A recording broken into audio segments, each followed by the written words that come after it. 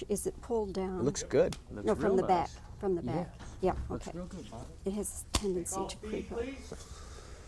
Speed All right, Bobbie, me. here we go. Let's have some fun. Now, John, are you going to stay like that the whole time? I figured I'd move around and distract that man. And we're rolling. Anytime, Bobbie. All right. Well, John, you're ready to go, I can tell. I can't wait. Yes, let me begin by congratulating you on your performance. Oh, thank you. I don't know, John, you tell me, but I think this is going to be a major turning point in your career. What do you think's going to happen? I don't know, but I should think that you would be offered more serious roles, more dramatic roles, more adult roles. I don't know. Who can tell? Would you like that? Yeah. I've gotten a couple interesting roles down lately, but yeah, I'd always like to move to a higher level, do better things. But I think being in this film is pretty great. Paul Newman film with directed by Roland Joffe. It's fine by me. What was it like doing scenes with Newman? I didn't have that many. Our storylines didn't cross that much, but it was kind of fun to watch him work. You know, you grew up watching the guy, and he's such a great, charismatic actor. You know, he's got so much style and presence. It was fun to watch him, but he's a real nice guy, real great guy. Do you think you learned any little techniques or things by watching him?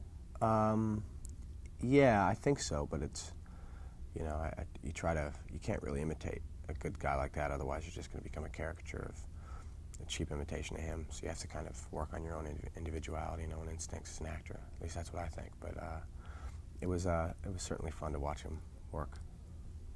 John, was your character, Michael Merriman, a real person or a composite? I would say he's a composite, but a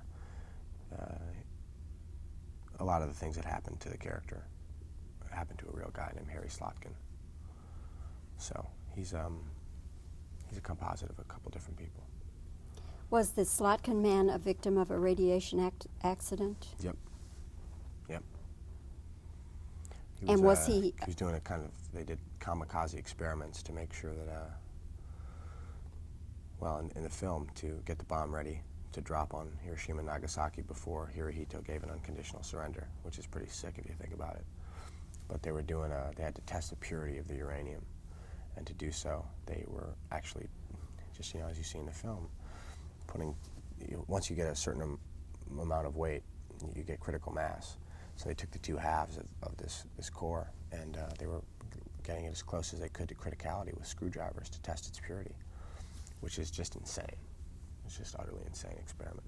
So they were pretty ballsy dudes back then. What age is your character supposed to be? I would say hovering around the age of 24. And indeed, were there people that young? Yeah, they were fresh out of college. You know, they got the best student minds in the country to go work with the legends of physics. You know, Bethe and Teller and Enrico Fermi and Oppenheimer. And so it was an amazing kind of renaissance of science that was really contained. So there's a kind of a creative frenzy going on. It was really an amazing period to study. John, imagine yourself a part of. Of course, all of that was before your time, so you don't have the perspective. All I have is my imagination. That's it. And your intellect, and you read about it and try to do it the best you can. But there's a lot of good information on it, and, you know, a lot of good tapes and good books. How did you happen to get the role? Were you one of many people? I imagine there was probably a lot of people up for it. But Joffe cast me, and he's regretting it to this day. I doubt that. He might be, but I don't think he is. What do you think you offered that appealed to him? I don't know.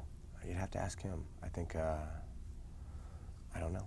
That's his choice. I know that I liked the role, and I really respected the script and respect him as a filmmaker, so we became friends, and I love working with him. I don't know why he initially cast me. I think I probably had a quality that was right for the part, you know, or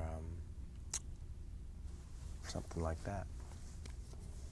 Did you think it was strange in any way that Newman took this role, because it's just the exact opposite of everything he personally believes I think in. that's really cool that he did that, because I don't think you don't have to agree with the politics of a character to do the character, as long as the tone of the film perhaps agrees with you.